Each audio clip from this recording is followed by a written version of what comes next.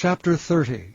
And Hezekiah sent to all Israel and Judah, and wrote letters also to Ephraim and to Manasseh, that they should come to the house of the Lord at Jerusalem to keep the Passover unto the Lord God of Israel.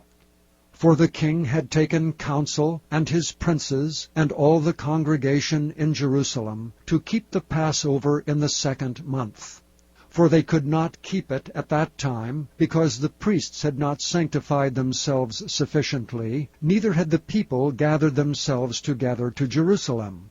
And the thing pleased the king and all the congregation. So they established a decree to make proclamation throughout all Israel, from Beersheba even to Dan, that they should come to keep the Passover unto the Lord God of Israel at Jerusalem. For they had not done it of a long time in such sort as it was written.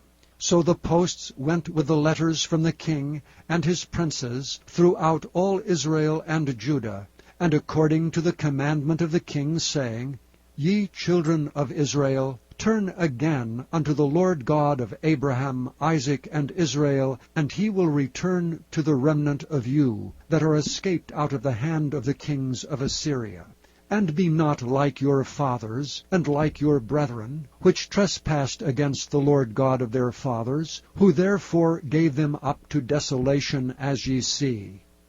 Now be ye not stiff-necked as your fathers were, but yield yourselves unto the Lord, and enter into his sanctuary, which he hath sanctified forever, and serve the Lord your God, that the fierceness of his wrath may turn away from you. For if ye turn again unto the Lord, your brethren and your children shall find compassion before them that lead them captive, so that they shall come again into this land. For the Lord your God is gracious and merciful, and will not turn away his face from you, if ye return unto him. So the posts passed from city to city, through the country of Ephraim and Manasseh, even unto Zebulun. But they laughed them to scorn, and mocked them. Nevertheless divers of Asher and Manasseh and of Zebulun humbled themselves, and came to Jerusalem. Also in Judah the hand of God was to give them one heart to do the commandment of the king and of the princes by the word of the Lord. And there assembled at Jerusalem much people to keep the feast of unleavened bread in the 2nd month, a very great congregation. And they arose and took away the altars that were in Jerusalem, and all the altars for incense took they away, and cast them into the brook Kidron.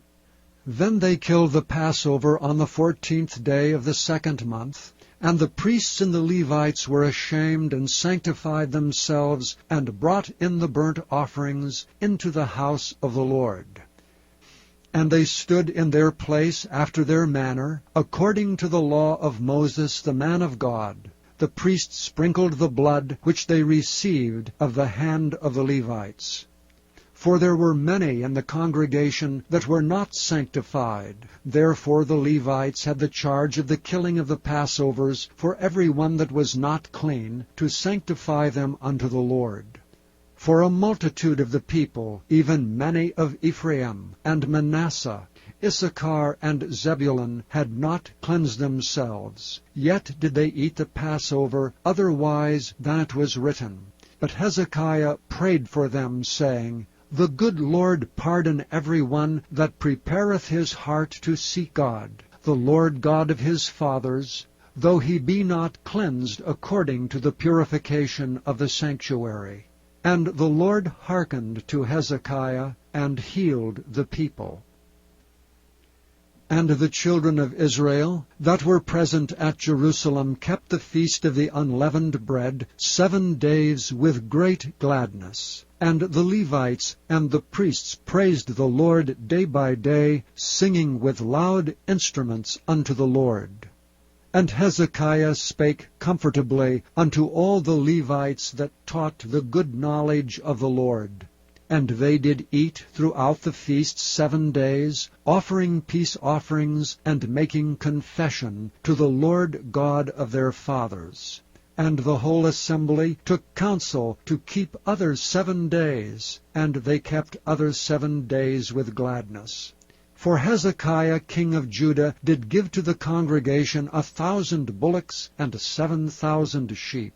And the princes gave to the congregation 1,000 bullocks and 10,000 sheep. And a great number of priests sanctified themselves.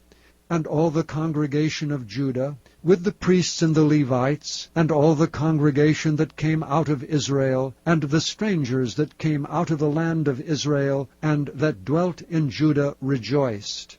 So there was great joy in Jerusalem. For since the time of Solomon, the son of David, king of Israel, there was not the like in Jerusalem.